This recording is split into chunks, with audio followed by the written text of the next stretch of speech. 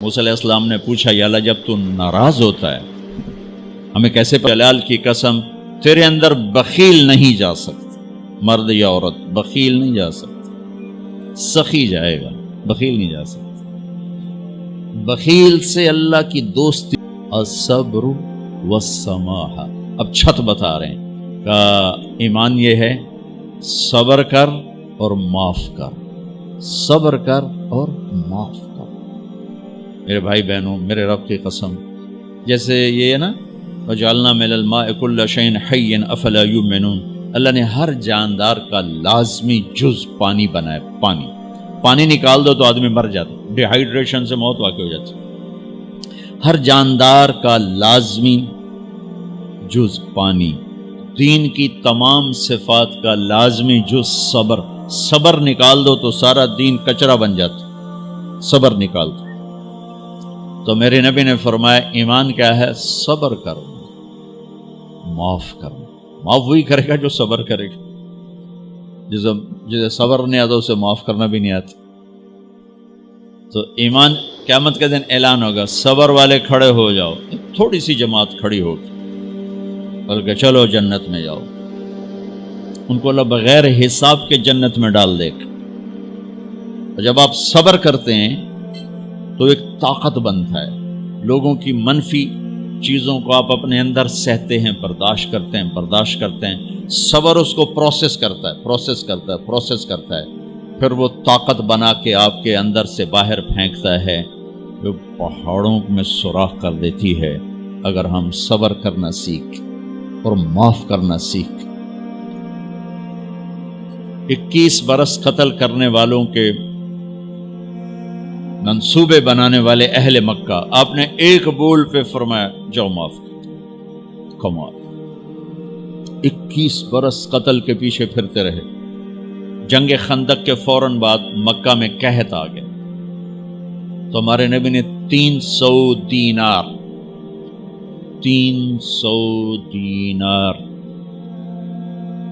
تو 10-15 لاکھ روپیہ بنتا ہے، آپ نے مکے میں ابو سفیان کو بھجوایا جو جنگ خندق کا سالار بن کے آیا تھا۔ آپ نے کہا مکے والوں میں قحط ہے، ان کو کھانے کھلاؤ میری طرف سے۔ تو ابو سفیان کہنے لگے واہ محمد تیرے قربان جاؤں، ہم تجھے قتل کرنے کے پیچھے پھر رہے ہیں، تو ہمیں کھانے کھلاتا پھرتا ہے۔ یہ میرے نبی کے اخلاق ہے، میرا نبی کو معاف کرنا ہے۔ آپ سوئے ہوئے ہیں، آپ کی تلوار اٹھا کر ایک بدو نے آپ کے پسلی میں ماری، آپ اٹھ کے بیٹھ گئے، تو کہنے کا کون بچائے گا، یعنی میں تیار ہو جا۔ تو آپ نے کہا اللہ، آپ نے کہا اللہ، تو اس کا ہاتھ کانپا اور تلوار گر گئی۔ تب آپ نے اٹھا لی، آپ نے ایسے سیدھی کی، اب تو بتا تجھے کون بچائے؟ تو کہنے لگا میں تو ہی بچاونا ہے، اور کہیں بچاونا۔ تو آپ نے کہا کلمہ پڑھتے ہو؟ کہنے لگا نہیں پڑھتا۔ اب تو آپ اس کی گردن اڑوا دے، یہ خود ہی اڑا دیتے جو کہہ رہا میں کلمہ نہیں پڑھتا ہوں۔ قتل کے ارادے سے آنا ہی اس کے قتل کے لیے کافی تھا۔ آپ نے فرمایا کلمہ پڑھتے ہو؟ کہنے لگا نہیں۔ آپ نے کہا جاؤ معاف جاؤ معاف۔ صحابہ کے سامنے جاؤ معاف۔ بھائیو، انسان اور خطا لازمی ہے، اگر معاف کرنا نہ سیکھا تو ہم خود ہی دکھی ہو کے رہ جائیں گے۔ لوگوں کے زخم بھلا دو، اللہ پہ ڈال دو، اللہ صلہ دے گا، زندگی پرسکون ہو جائے گی۔ دیکھو ہم اپنے یہ کرتے پر داغ نہیں لگنے دیتے، اپنے بس سے داغ۔ کھانا کھانے بیٹھو، نیپکن، یہ دیکھو ابھی نیپکن پڑے ہوئے، رکھو اگو رکھو توڑے چولے تو کوئی سالن نہ ڈھے پگے، ٹھیک، یہ تو پھر بھی دھل جائے گا، لیکن یہاں داغ لگا، کبھی نفرت کا، کبھی غصے کا، کبھی انتقام کا، کبھی حسد کا، کبھی بغض کا، کبھی کینے کا۔ انسان سب سے زیادہ اپنی ذات سے محبت کرتا ہے۔ یہ معمولی سے کپڑے کو داغ سے بچاتے ہو، جو سب سے قیمتی چیز ہے دل، جو بادشاہ ہے، اسے بھی تو صاف ستھرا رکھو۔